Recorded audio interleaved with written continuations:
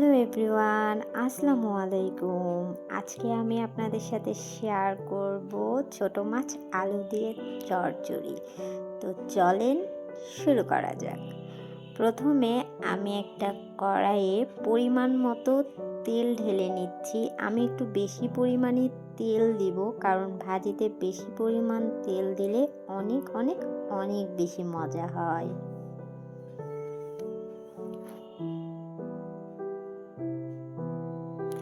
তেলটা কেন জানি ঠিকভাবে পড়তেই যাচ্ছিল না। যাই হোক, তারপর আমি এখানে ঢেলে দিব এক মুঠ কেটে রাখা পেঁয়াজ, মরিচ আর রসুন। আপনারা কি জানেন, একটা ভাজিতে, বিশেষ করে ছোট মাছ ভাজিতে, যদি অনেক বেশি পরিমাণ পেঁয়াজ,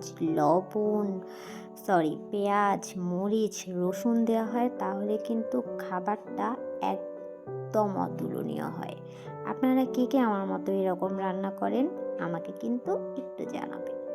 যাই হোক, তারপর এখানে দিয়ে দিলাম।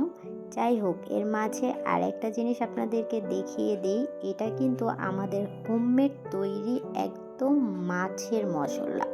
এটা যে কি পরিমাণ মজা, আপনারা যদি তরকারিতে দিয়ে না খান তাহলে বুঝতেই পারবেন না। আর এটা ছিল একটা 100 গ্রামের।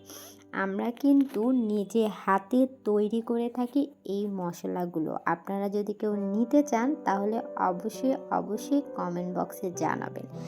যাই হোক, তারপর পরিমাণ মতো হলুদ গুঁড়া, লবণ, তারপর আমাদের স্পেশাল হাতে তৈরি মাছের মশলা দিয়ে খুব ভালোভাবে পেঁয়াজ, মরিচ, রসুনটাকে মতলে নিলাম। তারপর এখন ধুয়ে রাখা আলু, কুচকুচ করে কেটে রাখা আলুটা দিয়েও খুব ভালোভাবে ভাজিটাকে আমি মতলে নিচ্ছি।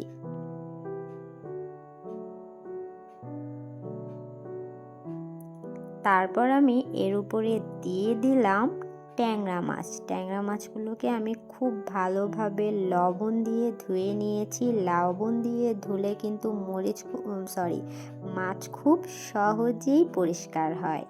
আর এর উপরে আমি আরও একটা ছোট মাছ দিয়ে দিব।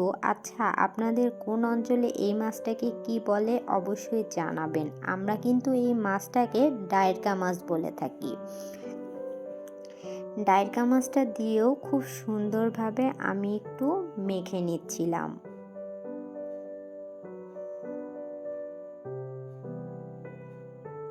যেহেতু আমি বলেইছিলাম যে ভাজিতে একটু তেল বেশি হলে মজা হয়, এই জন্য আমি আবারও একটু পরিমাণ ভাজিতে তেল দিয়ে দিলাম, কারণ আমার কাছে ভাজিটা মাখানোর পরে মনে হয়েছিল যে তেলটা অনেকটা কমই হবে।